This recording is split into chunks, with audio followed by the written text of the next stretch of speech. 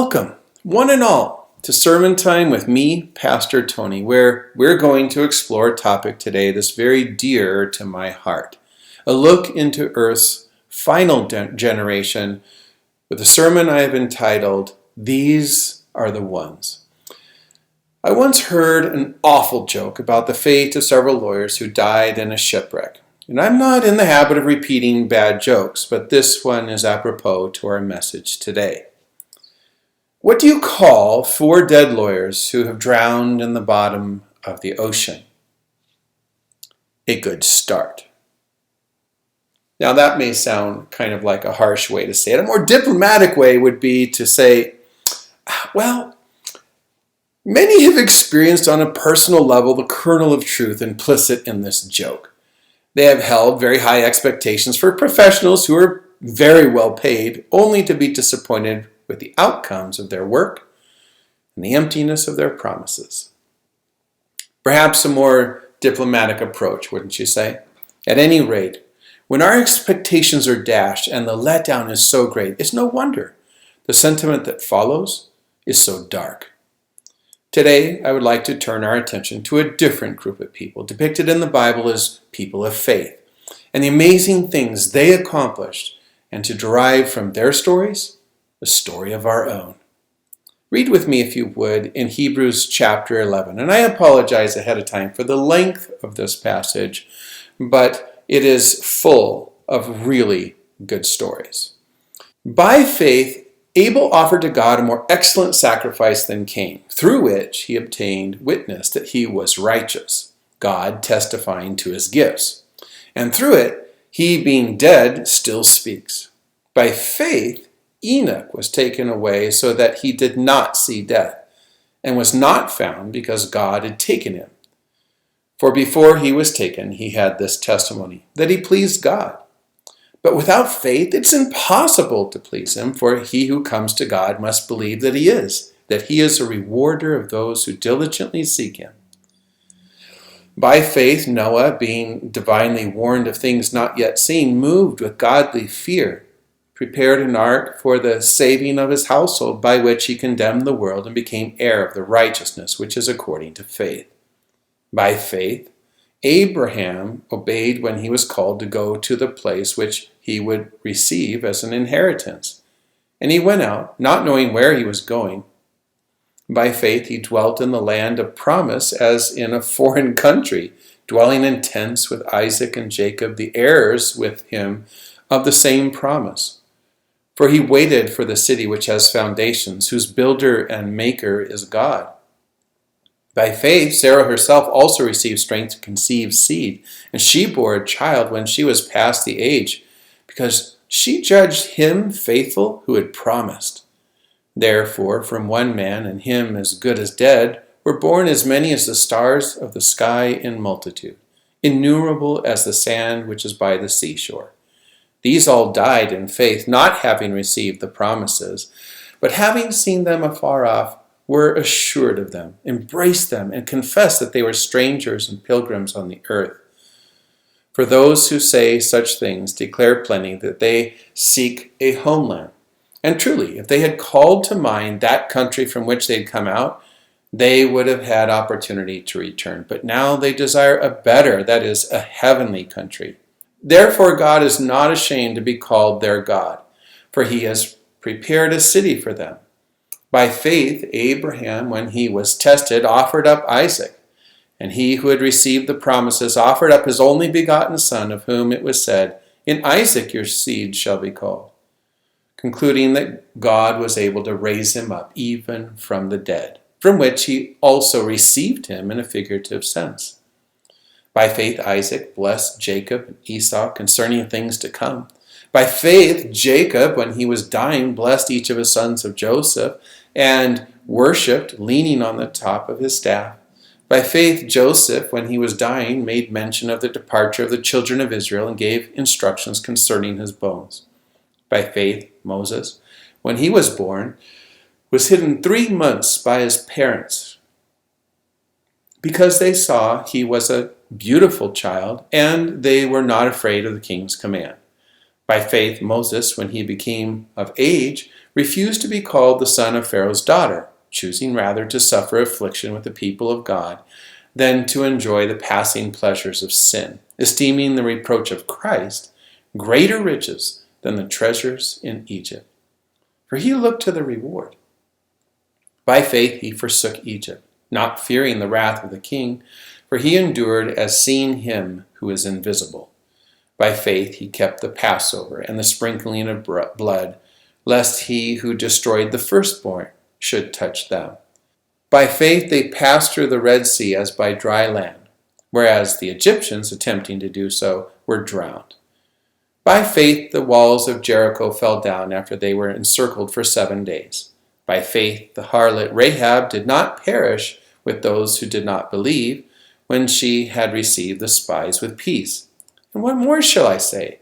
For the time would fail me to tell of Gideon and Barak and Samson and Jephthah, also of David and Samuel and the prophets, who through faith subdued kingdoms, worked righteousness, obtained promises, stopped the mouths of lions, quenched the violence of fire, escaped the edge of the sword, out of weakness were made strong, became valiant in battle, turned to flight the armies of the aliens. Women received their dead raised to life again. Others were tortured, not accepting deliverance, that they might obtain a better resurrection. Still others had trial of mockings and scourgings, yes, and of chains and imprisonment. They were stoned, they were sawn in two, were tempted, were slain with the sword. They wandered about in sheepskins and goatskins, being destitute, afflicted, tormented, of whom the world was not worthy. Hebrews chapter 11 is aptly dubbed the faith chapter, chronicling heroes of the true faith throughout the passage of Old Testament history. Old Testament history of faith, mind you. It's not as some have postulated that folks in the Old Testament were guided and saved by the law, and people in the New Testament time were guided and saved by faith. The New Testament writer of the book of Hebrews is looking for worthy examples of faith to place before his readers. Examples of what faith can accomplish. And he gathers them from the pages of the Old Testament, men, women who were guided and saved by faith. I think it's high time we laid to rest the notion that divides up the two testaments between works and faith. Bury that notion, cover it with tons of earth, and let it die. The Bible says clearly, men, women, and children of all ages, of all times, are saved by faith. And that faith accomplishes amazing, breathtaking works. The world was not worthy of these men and women who understood that. Abel is listed in that faith chapter. Noah's there. Mention is given to Abraham and Moses and many others down through the annals of sacred history. A hero here and a heroine there. Their experience could be summed up by the faith exhibited by Sarah, who brought life to a child when she was nearly dead herself. She could do this because she believed a promise God had given her. By faith, Sarah herself also received strength to conceive seed, and she bore a child when she was past the age, because she judged him faithful who had promised. And herein is the key to effectual faith. It is latched onto the promise of God and will not let go. The faith of these people listed in Hebrews 11 is truly amazing. What it accomplished, the barriers that were overcome, the victories won against incredible odds. If you ever need a pick-me-up, read Hebrews 11 and take courage. The same God who is with them is with you.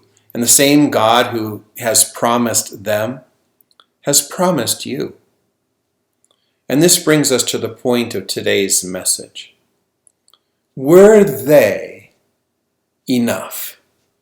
Was it enough to have a Noah here, a Moses there, a David and Daniel here and there? Is that what was needed? Is that what God wanted? We have built up a lot of nostalgia around the heroes of faith in the Bible, but you know how I have come to view them? They were a good start. The Bible does not record their stories so that we could all look back and relish in the memories of great heroes gone by. these stories call to us. They reach in our direction like an Olympic relay runner ready to pass the baton to us. The question is, will we take up the challenge they present? Will we run with everything we've got, or will we fumble the baton, tear a hamstring, really blow it bad on the track? There's no knowing until we, like them, take God at his promise and face the giants in front of us. So no, they were not enough. Moses was not enough. Samson, Barak, Gideon were not enough. The 12 disciples, even empowered by the outpouring of the Holy Spirit, were not enough. The task ahead of us, the final generation, the ones who will not only catch the baton, but run with everything they've got and actually cross the finish line with a host of saved people in tow, only they will be enough. What is needed is not individuals. What is needed is an army of individuals who will tell their God, I will be your next Moses. I will be your next Jonah. I will be your next Matthew. I will take your promise and believe and do wondrous things if you should have need of me. The book of Revelation was not written like a crystal ball that foretells the future. We have again and again demonstrated how John, or Jesus if you prefer, cast his line into the past, into the stories of the Old Testament to deliver a message to his people going from his generation forward. The goal of this book of prophecy is not to inspire a person here or there, but to build a kingdom of priests who believe God and serve their fellow man. Like it says in Revelation 1:6, he has made us into a kingdom of priests to his God and Father. If you want to know what God is up to in the book of Revelation, that's it right there. This kingdom of priests that God is making is depicted several times throughout the book of Revelation. You have the overcoming churches in Revelation chapters 2 and 3. These are churches of people, many people. You have the sealed 144,000 in chapters 7 and 14. That's a mass of people. You have the saved multitude who could not be numbered in chapter 7. You have the victorious woman anticipating the birth of her male child in chapter 12. And then there's the commandment-keeping remnant at the end of that chapter. And of course, the overcomers in chapter 21, who are rewarded with the new earth. Again and again, these people are referenced, and every time, they are the way they are because God made them that way. There is a longing into the heart of God for this generation of workers. They are the long-expected, long-awaited kingdom of priests. And we read about this in Revelation chapter 14, verses 4 and 5, in the very apex, in the very climax of the book. These are the ones who are not defiled with women, for they are virgins. These are the ones who follow the Lamb wherever he goes. These were redeemed from among men, being first fruits to God and to the Lamb, and in their mouth was found no deceit, for they are without fault before the throne of God. This description of the 144,000 is very interesting to me. Verses 1 to 3 of the chapter direct our attention to what the 144,000 are focused on. God, worshiping God, who wrote his name on their foreheads, his character into their lives. But then in verses 4 and 5, the focus changes. It changes from focusing on God to focusing on the 144,000. I have long wondered for the reason behind this, for the reasoning behind the wording in verse 4. These are the ones. It's repeated 3 times in the original text. These are the ones who are not defiled with women. These are the ones who follow the Lamb wherever he goes. These were redeemed from among men. Usually when a phrase is repeated 3 times in short succession in the Bible, it is meant to be emphatic. It's as if the intense longing of the ages has finally been realized in these people. Here they are. These are the ones we've been talking about, waiting for, fully expecting to arrive. The whole of prophetic forecasting culminating in the arrival of this group. The 144,000 are the fulfillment of eons of prophetic expectation, Finally, there is a generation of people on the earth, a whole kingdom of them who have their Father's character, and they are poised to do a wondrous thing on the earth that's never been accomplished by any previous generation. They are going to give the everlasting gospel to every nation, kindred, tongue, and people. In the materials immediately following this description of the 144,000, you have Revelation chapter 14, verse 6. Then I saw another angel flying in the midst of heaven, having the everlasting gospel to preach to those who dwell on the earth, to every nation, tribe, tongue, and people. Now, we're going to talk about how we arrive at the idea that the 144,000 are the ones proclaiming the first angel's message in a little bit. But for now, let's focus on the passage itself. Chapter 14 opens with the revelation of the 144,000 who reflect to their world the character of God. This radical transformation in their life empowers their message to the world. Their message is full of authenticity, full of credibility, because for them, the gospel is not just words. It's the revelation of the promise of God fully realized in their life. And their message is, what God has done for us, He will do for you. The world not only hears the gospel, they see it. The 144,000 do not make excuses for their shortcomings. They do not tell people who confront them on their flaws, well, no one's perfect. They've been made by God's abundant provision into overcomers, one victory at a time. They call the world into that same experience, into that same encounter with God.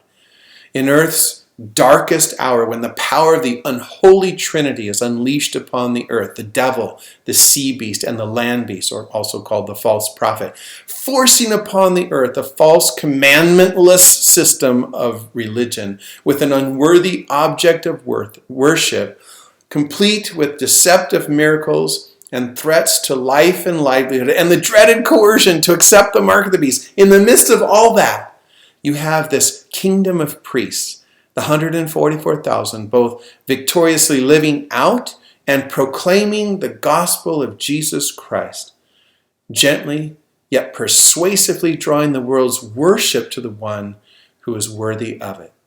The melding of holy life with true message is a powerful combination that the world finds difficult to resist, and many will find their way to the true God.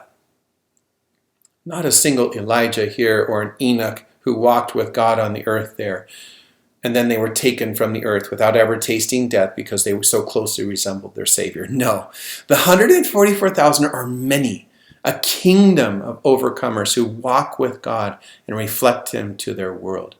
These are the ones God sends into the world to proclaim the good news. And it is these who will not taste death ever.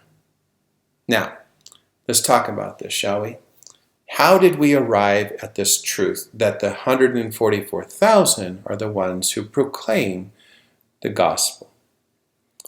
To get to that, we're going to have to trace the lines that are cast between our passage in Revelation 14 and a psalm in the Old Testament, a new song that is identical to the contents of the first angel's message. It was this revelation to me while I was at the seminary 2 decades ago that caused me to leap out of my skin. I was so excited. I was like a kid in a candy shop, and I hope I can get the same rise out of you. Before we turn to that psalm, we need to read Revelation 14:3.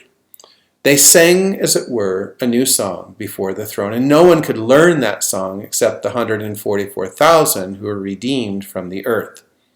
So the point here? Only the 144,000 can sing this new song. Could you tuck that thought away just for a second?